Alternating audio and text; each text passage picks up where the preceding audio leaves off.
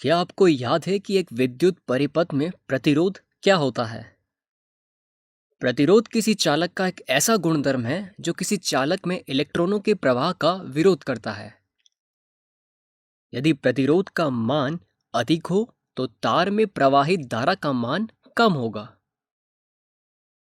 यदि यह कम है तो तार में प्रवाहित धारा का मान अधिक होगा। वस्तुतः प्रतिरोध विद्युत धारा के व्युत्क्रमानुपाती होता है।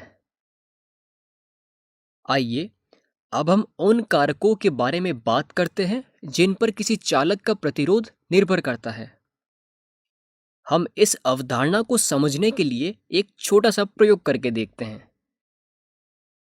एक सेल, एक एमीटर तथा एक प्लग कुंजी की सहायता से दिए गए चित्र के अनुसार एक विद्युत परिपथ पूरा कीजिए।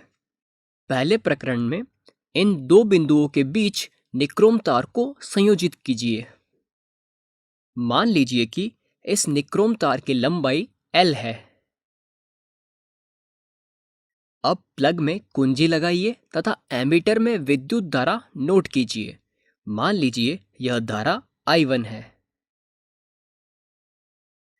अब आप इस निक्रोम तार को अन्य निक्रोम तार से प्रतिस्थापित कीजिए जिसकी मोटाई समान परंतु लंबाई दुगनी हो।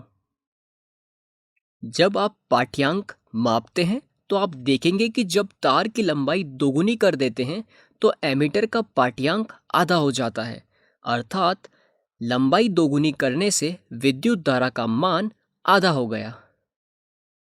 अब इस तार को समान लंबाई L के निक्रोम के मोटे तार से प्रतिस्थापित कीजिए। यदि हम तार की मोटाई बढ़ा रहे हैं तो इसका मतलब है कि हम तार के अनुप्रस्थ काट के क्षेत्रफल को बढ़ा रहे हैं, जिसे A से दर्शाया गया है। जब आप विद्युत धारा को एमीटर में मापेंगे तो आप देखेंगे कि इस विद्युत धारा का मान अपने मूल मान से अधिक है।